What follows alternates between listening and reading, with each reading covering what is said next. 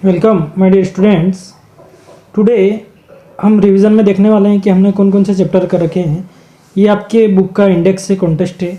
इसमें हमने sense organ पढ़ा है, आवर टीथ पढ़ा है, जर्नी ऑफ फूड पढ़ा है, ईटिंग टुगेदर को छोड़कर फिर वाटर पढ़ा है, houses then and now, animal homes and people at work. So आपका जो अभी टर्म फर्स्ट में आ रहा है पीपल एट वर्क तक आएगा, है ना। सो इसकी हमको अच्छे से तैयारी आप लोगों ने आई होप कर रखी होगी अच्छे से। इसमें आपका 25 मार्क्स का जो है ऑब्जेक्टिव क्वेश्चन आने वाले हैं, है ना। तो आपने उसको अच्छे से देखा होगा ऑब्जेक्टिव क्वेश्चंस को। हमने जो सेंस ऑर्गन चैप्टर पढ़ा है उसमें हमने हमारी बॉडी में 5 सेंस ऑर्गन होते हैं उनके बारे में पढ़ा है। इसके टिक द करेक्ट में you watch movies with my help. तो हम मूवी किसके हेल्प से देखते हैं? Eyes. Helen Keller was a famous. Helen Keller क्या थे? Author. With the help of nose you can. तो हम नोज से क्या करते हैं? हम क्या करते हैं? स्मेल अ फ्लावर, यानी फ्लावर की स्मेल लेते हैं। I help you to smell. हमको स्मेल किसकी वजह से मिलती है? नोज की वजह से। Dash help us to know how hot और कोल्ड अ थिंग। किस चीज़ से हमको पता चलता है कि चीज़ गर्म है या ठंडी है? तो हमको स्किन से पता चलता है कि चीज़ें कैसी है, ठीक है ना। फिर fill up the surface of the dash has many taste buds. So हमारी टंग के ऊपर बहुत सारे टेस्ट बर्ड होते हैं। सो यहाँ पर क्या आएगा? टंग। वेरी डिम और bright light damage our eyes. हमारी आइज को डैमेज करती है, ठीक है ना। Our dash tell us whether thing is soft और hard. Our skin tell us. हमारी स्किन हमको क्या बताती है? कोई चीज़ सॉफ्ट है कि हार्ड है। Hot things dash our taste buds. So hot things की वजह से हमारे टेस्ट बर्ड क्या हो जाते हैं? खराब हो जाते हैं, ठीक है ना, डैमेज हो जाते हैं। तो हमने इस सेंस ऑर्गन चैप्टर में ये पढ़ा था। इसके बाद इसमें जो है सर्कल द ऑड वन से ईयर, नोज, टीथ, स्किन, इन सब में सबसे अलग क्या जा रहा है? टीथ, क्योंकि ये सेंस ऑर्गन में नहीं आता है। फिर स्वीट, सोर, फॉल और सॉल्टी।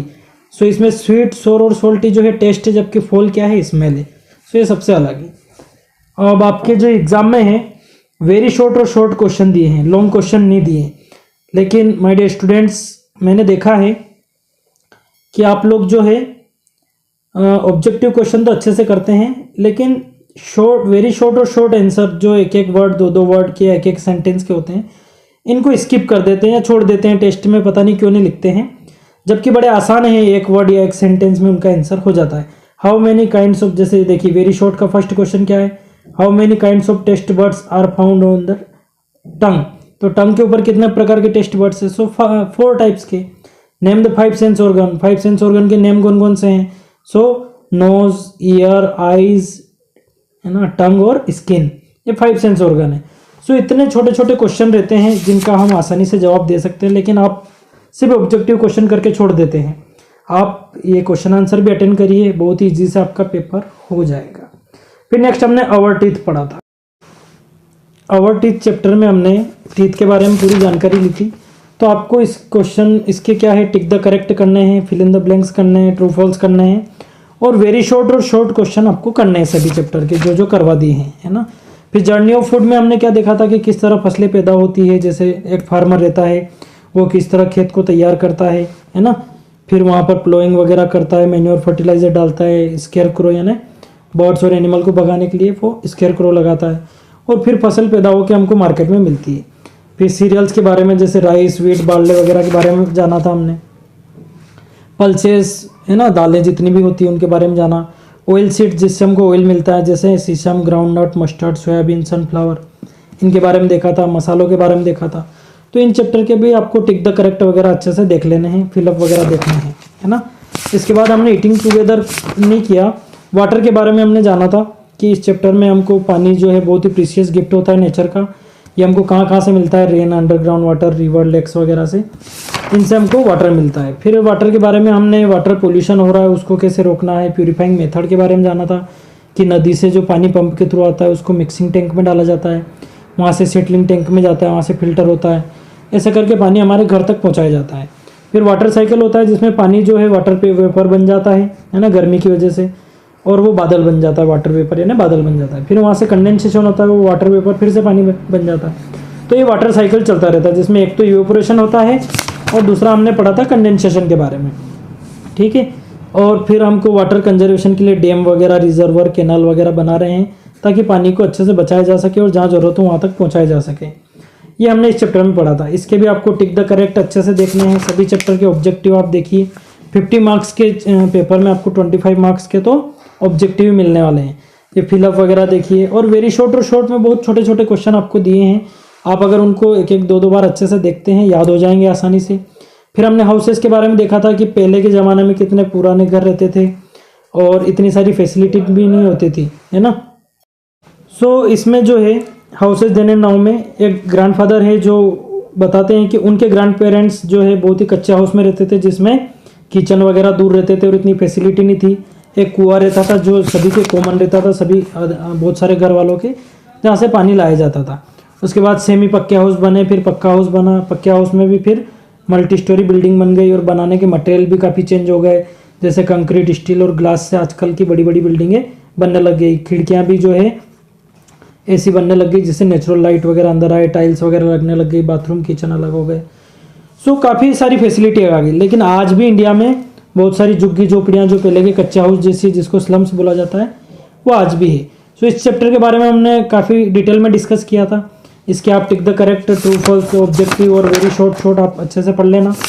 उसके बाद हमने एनिमल होम्स के बारे में देखा था कि जो जानवर जहाँ रहते हैं, जितने प्रकार के एनिमल्स रहते हैं, उसको हैबिटाट बोला जाता है, उनके नेचुरल एनवायरनमेंट को।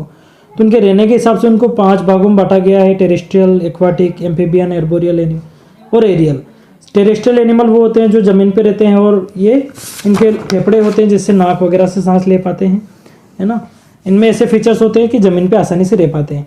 उसी तरह एक्वाटिक एनिमल होते हैं जो पानी में रहते हैं और पानी में घुली हुई ऑक्सीजन का यूज़ करते हैं।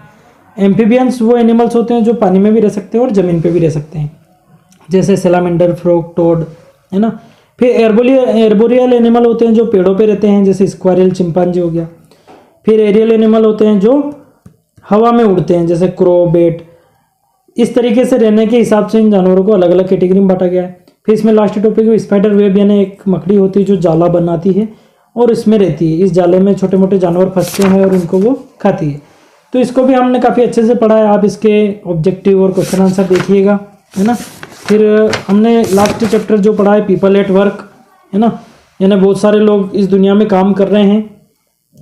तो काम करने के लिए क्या होता है कि उनका जो इंटरेस्ट और एजुकेशन होता है उसके हिसाब से वो काम करते हैं। बहुत सारे लोगों को अपने फैमिली मेम्बर सिखा देते हैं काम, बहुत सारी डिग्रियां प्राप्त करते हैं। सो सभी पैसे कमाने के लिए कुछ ना कुछ काम करते हैं। तो जितना भी काम पैसे कमाने के लिए किया जाता है उसको ऑक्यूपेशन या प्रोफेशन बोला जाता है। इस चैप्टर में हमने आर्किटेक्ट के बारे में देखा कि एक प्रवीण वर्मा करके एक आर्किटेक्ट है जो उसने एक डिग्री प्राप्त की आर्किटेक्ट की और बिल्डिंगों के नक्शे बनाता है। उसी तरह कारपेंटर के बारे में देखा। सो वर्क के बारे में देखा। इसमें अलग अलग जो है gardener, teacher, mechanic, driver, doctor, सभी के बारे में देखा। फिर जेंडर के बारे में देखा कि महिलाएं भी काम में पीछे नहीं आ रही। पूरी डिटेल में इस चैप्टर के बारे में देखा था। सो इसके भी आप tick the correct, very short वगैरह अच्छे से करके और टेस्ट की तैयारी, फर्स्ट टर्म की तैयारी आप कर चुके होंगे और कर रहे होंगे। आप अच्छे से इनको देखिएगा। बेस्ट ऑफ लक मेरी तरफ से। और you have to prepare well. आपको ऑब्जेक्टिव सारे करने हैं अच्छे से, और वेरी शॉर्ट के जो क्वेश्चन आंसर आपको मिलेंगे उसको छोड़ना नहीं है। पिछली बार आपने टेस्ट में थोड़ा सा आलस कर लिया था, वैसे नहीं करना है। सारे क्वेश्चन अटेंड करना है और सभी के आंसर देना है। सिर्फ उसमें आपको एनी 3 एनी 5 ऐसा कुछ अगर दिखे तो उसमें से 3 या 5 ही करना है, वो आपको पेपर में दिखेगा। Okay, best of luck.